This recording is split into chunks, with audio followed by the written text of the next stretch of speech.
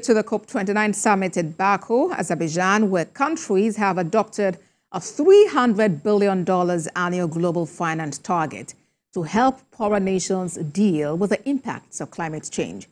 But while the agreement was celebrated by some, others have criticized it as inadequate. Environmentalist Desmond Majekodunmi joins me now from Lekki here in Lagos for more on this conversation. Good to have you join us, Mr. Majekodunmi. $300 billion annual global targets to help poorer nations deal with impacts of climate change. Do you consider that a win? No, it's not a win. It's not a win. It's just it's the best of a bad deal. It's either no deal or bad deal, and it's definitely not a win, because if you just add the damage that has been done through this climate change caused by global warming, which has been caused by the massive pollution of the industrialized nations, that damage alone in 1 year is more than that money, let alone the damage that will come. So well, at least it's not a total loss, but definitely we're not happy with it at all. And things must change. Very important, absolutely essential. And talking about change, how do we move to actually walk in the talk about clean energy? Now, this is the thing. We have to recognize who we are. That is Nigeria. We are the giant of Africa. And the giant needs to lead at least the West African subcontinent.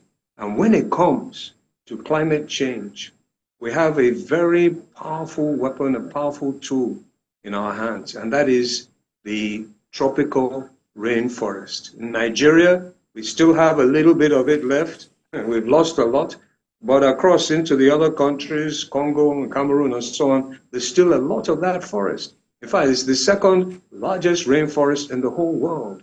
And this forest is part of what they call the natural solution to climate change, because it does what it was designed to do all along since the advent of creation of this earth. And one of those major works that it does, it absorbs the carbon dioxide.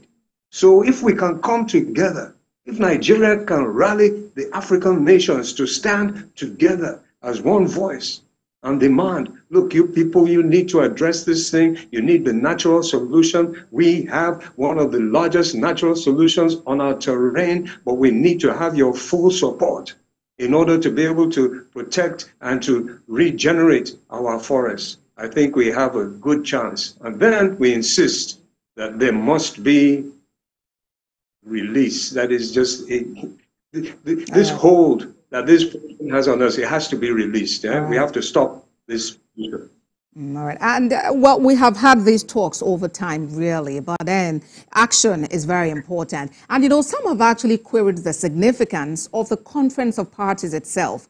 What is your assessment of the effectiveness and efficiency of COP in tackling the issues of climate change?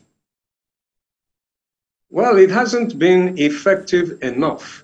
But if there was no COP, things would have got a lot worse, and they will start to get a lot worse. And this is the thing of COP. It brings the nations together. It brings the information about this problem. And we're talking about massive, unprecedented kind of floods. The ones that we've had in Nigeria have been terrible. How about the ones in Spain just recently, Valencia, Spain? In 8 hours, they had 1 year's rain. That's a rain bomb.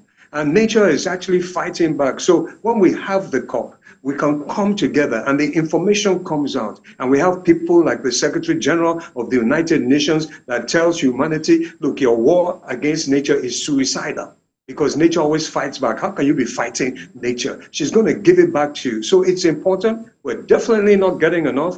But I think with enough pressure now, with enough pressure on coming together, and the next COP is in Brazil. And Brazil happens to have a very strong environmentalist as their president now. And luckily, our president has just recently been to where? Brazil. And you can be very sure that this was on the agenda, climate change, because it affects us all. We're all impacted. All right. But then also, you do know that fossil fuel loyalists are usually at the forefront of these summits.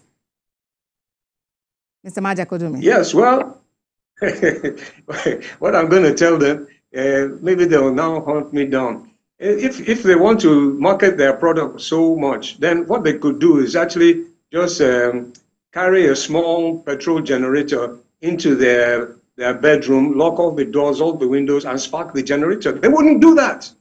Why wouldn't they do that? Because they know that burning that stuff gives off deadly poison. And they have to break away from this. And it's a waste of the oil anyway, because you're burning what could be a far more valuable product, because you get the derivatives of oil, which can be, they're very much used in the modern world now, even though they need to be used far more responsibly. So we're having a lot of issues with that, plastic and so on and so forth. But they're burning something that has, a limitation. There's only so much oil there. So, they better wake up. They better wake up to basic fundamental realities. It's all there in scripture. What you sow is what you reap. Law of retribution, kifari.